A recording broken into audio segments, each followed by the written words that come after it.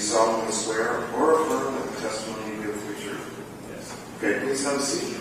And once you're seated, you're going to be asked some questions. If you could, in response to those questions, speak slowly and clearly into the microphone. All right? Okay. Go ahead, counsel, when you're ready. Good morning, Mr. Corbin. Could you please spell your name for the court reporter? Jospphcorbin.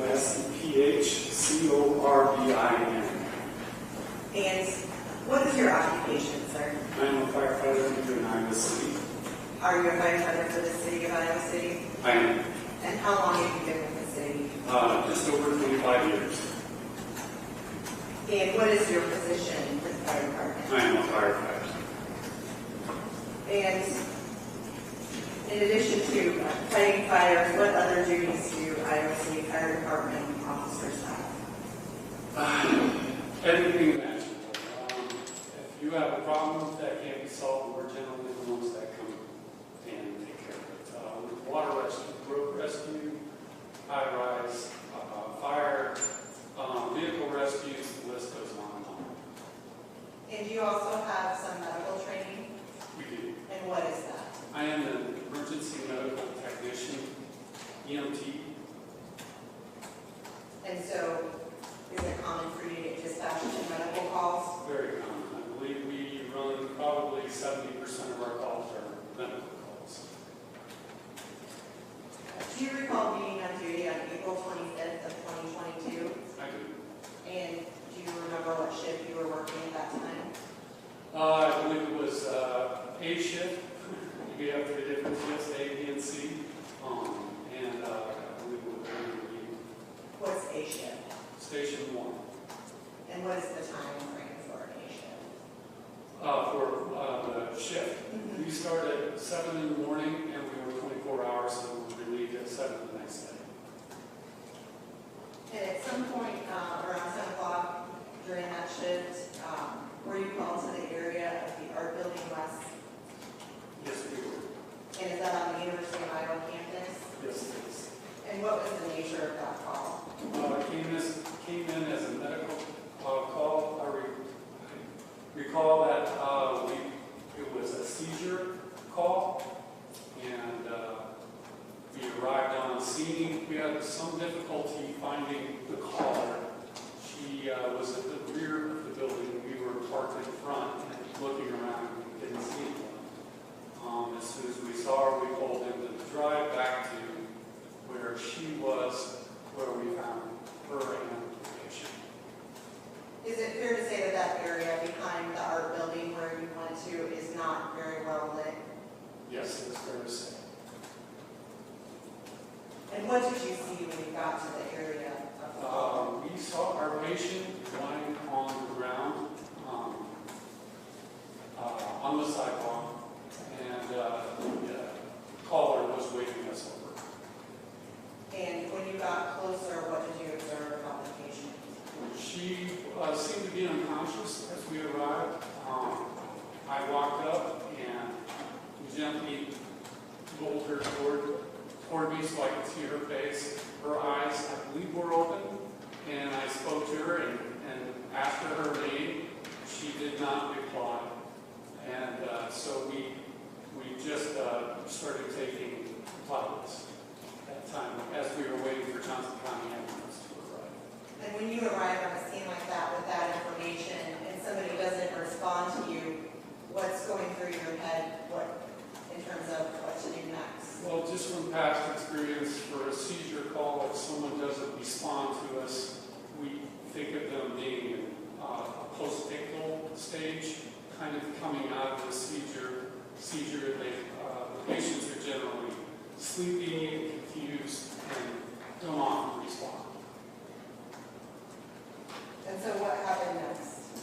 Johnson County ambulance arrived on scene. I started giving my report to the ambulance, and they took over primary patient care. And did you have any communication with the patient? Just as she was, as we were talking to her again as the ambulance was on scene, we said we believe that you've had a seizure, and we just want you to let us know what your name is, do you have past seizure history? And she stated no, strangled.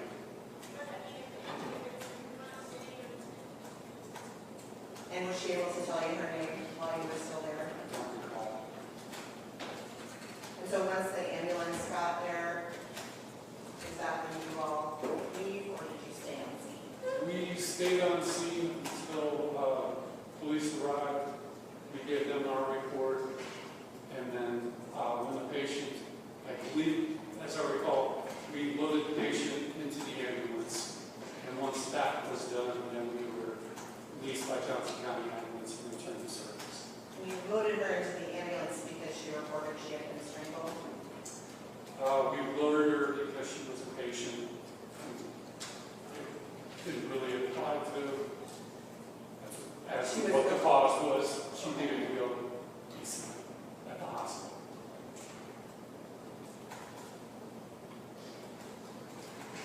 No further questions, Your Honor. Cross-examination. Thank you. Mr. Corbett, can you hear me okay? Yes. Just have very brief questions for you. So, when you first arrived, do you have any idea how long it took from the 911 call to when you showed up at the area? I do not recall. When you arrived, the patient was still non-responsive, I think was your testimony. Correct. Were you there when she began trying to speak? And Yes. would you agree that she sort of came to gradually rather than all at once? Yes. You used the term post-tictal, and that is a term relevant to a seizure, right? Correct.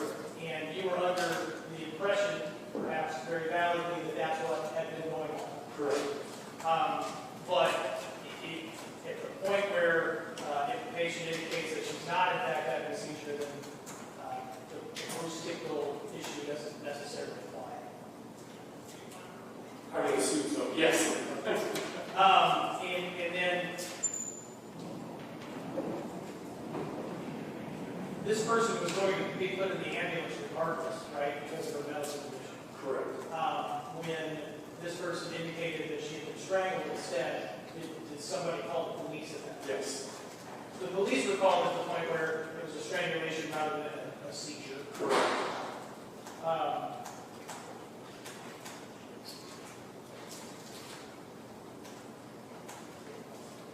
Do you have any knowledge, or were you around for how well the patient was able to talk or respond to paramedics once they sort of took over for you? At that point, I recall I just kind of backed off and was waiting for the police to arrive. Thank you. I have no further questions. Can you read that? No, Your Honor. All right, thank you. You can sit down. Next witness. The state calls Sandra Hike.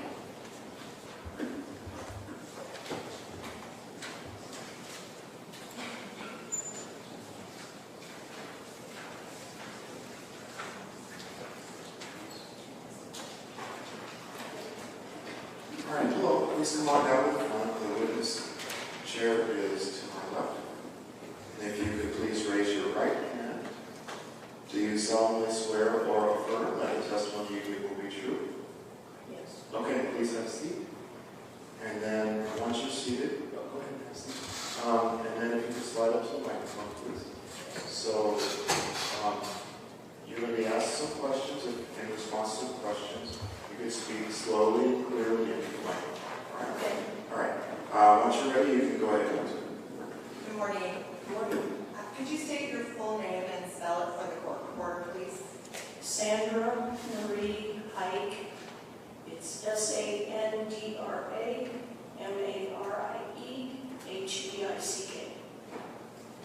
Ms. Hike, what is your occupation? And what's your training for your position? Well, I've been doing it for 43 years, so the training has obviously changed. But when I initially started, it was a year of training, twice a week, 3 hours a night, plus lots of clinical time. And where are you currently employed? Right now, I'm at West Liberty Ambulance. And during your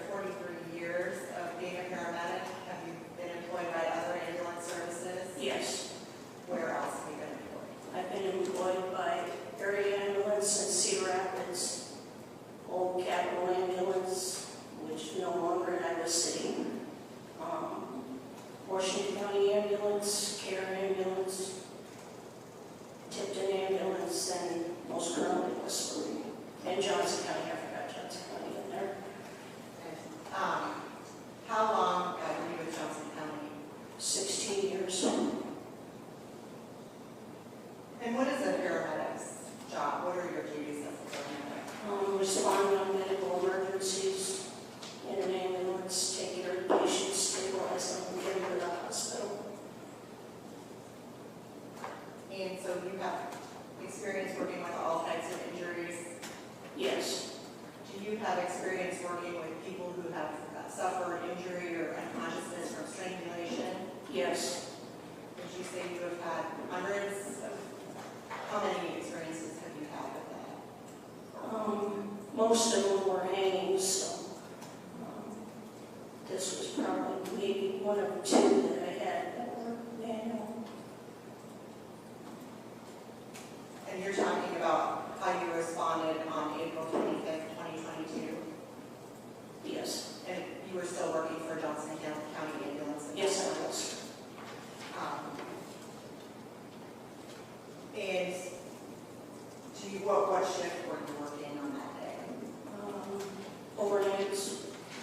It was actually probably a 16-hour shift from 3 p.m. to 7 a.m. And at some point during that shift, were you called to the area of the current building west on the University of Iowa campus? Yes. And what was the nature of that call? We have a female unconscious. And is that pretty much all you knew when you went out to the call? Yeah, that's pretty much it. And what happened when you arrived? What did you see? There were two females with a female on the ground, one of them holding her.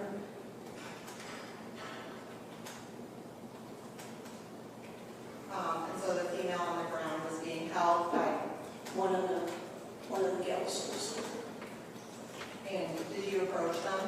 Yes. And what did you observe about the person on the ground? What was her demeanor? The person on the ground at that point was responding that looked like she might be starting to come around. And when you say she wasn't responding, what did that look like? Basically not aware of what's going on around her, just kind of limp. Did you ask her any questions?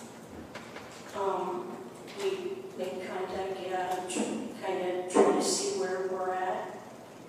And she basically was, what I would say, like starting to come around, kind of head tweaking around, and anything that she responded with didn't make sense. The words didn't make any sense.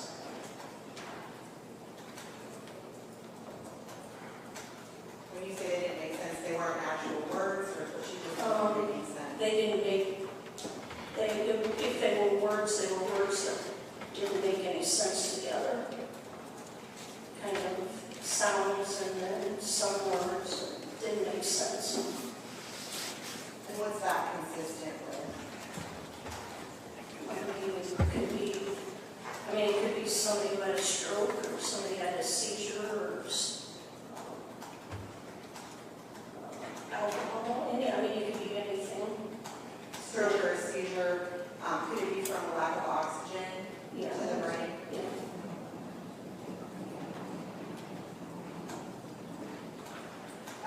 Did you see any immediate signs of an injury to the person? At that point, I wasn't really looking for injuries. I was looking for a medical problem because I didn't have any reason to suspect anything at that point.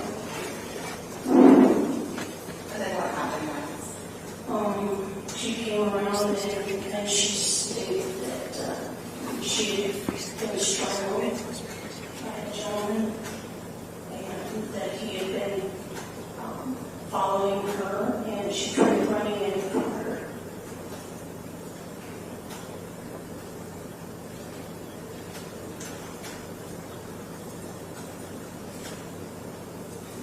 And so what did you do next after she said that? Called the police right away because they weren't on scene yet. We weren't sure what the person was who did it. The medical call, there is no reason to call the police, right? Yeah, the majority of the time the university goes on medical calls, but they weren't there yet, so.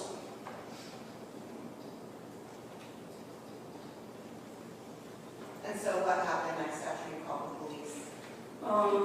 Basically, since we weren't sure where the person was, we were trying to get moving her to the truck, but I couldn't like assess her neck and her back to make sure that there wasn't any danger in moving her. And then we got her on the car and got her in the truck. Anything else? Did you observe anything else about the scene that would indicate she lost consciousness? We had originally thought some liquid underneath her on the ground, but when we got her up onto the cot, we noticed her pants were wet, so she was probably incontinent or urine. And is that consistent with a loss of consciousness? That can be, yes.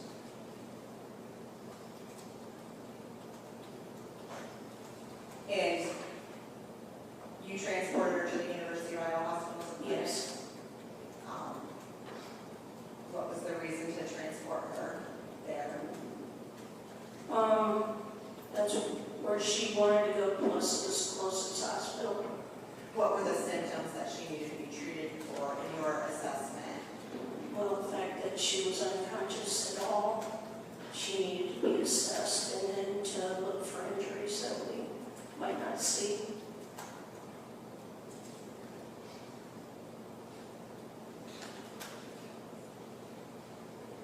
Nothing further. Cross-examination. Thank you.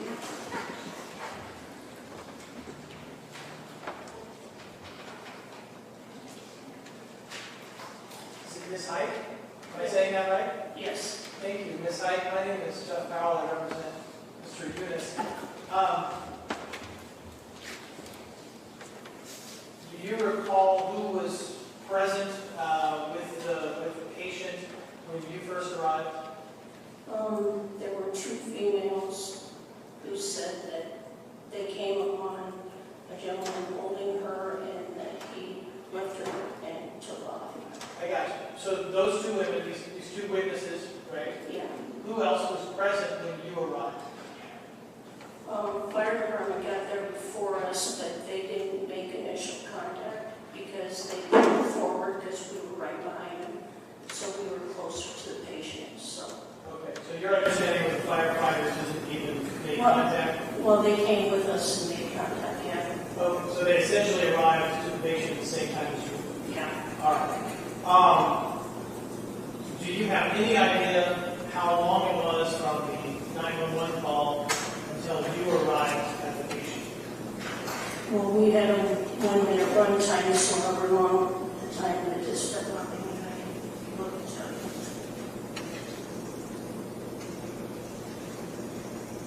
The 911 call received at 22:18.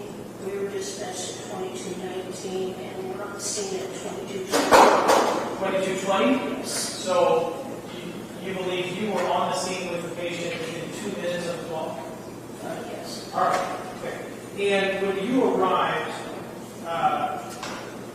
you said that the patient was still, I think you said starting to come around at that point. Yeah, just barely initially when we made contact. And the patient, at least initially, still wasn't really making sense, even though she was trying to talk. Yes. Then you said that she, I think you said, came around, and then you described not just words, but that she'd been strangled, that she'd been followed by a person, that she tried running, and he caught her. I think that's what you said. Yes. You agree? I mean, that's more than just words, right? That's a conversation, essentially, by that point. Yeah, at that point, yeah. Do you know how long it took for the patient to go from not really making sense to being able to sort of elaborate that conversation? I would guess less than 2 minutes. Okay, all right. My understanding from your testimony is that because this patient has been unconscious, she needed to go to the hospital. Yes. Right? It wasn't she needed to go to the hospital because she had allegedly been attacked or allegedly had a seizure. It didn't really matter what the cause was because she had. The reason we need her to go to wanted her to go to the hospital is we don't have x-rays, and I can't prove that she didn't have neck injuries or anything like that. Okay. Do you recall by the time she put into the ambulance, do you agree that she was at that point able to converse with the Yes. So however long it took for her to be loaded into the ambulance, by that point, she had fully come around and she was talking about what had happened. Yes. All right, thank you. I have no other questions. Any readers? Yes, Your Honor. Ms. Hennig, you do incident reports for all of your calls? Yes. Or you did when you were in Johnson County? Yes. And so, do you recall the signs and symptoms that you listed in your incident report for this incident? Would it help to? Your Honor, may I have your other Yes.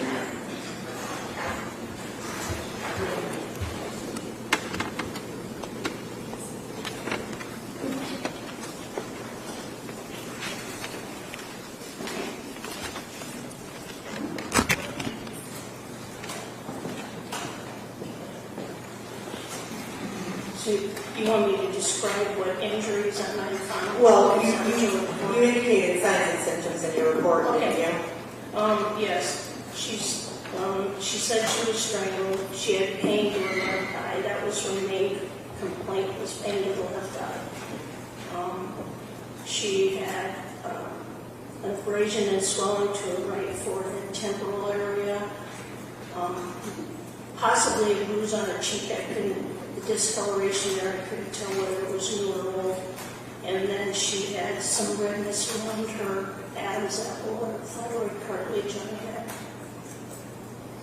And did you also list that she had altered mental status? Yeah, initially, yes. And did you also list that she had, one of her symptoms were cognitive functions and awareness?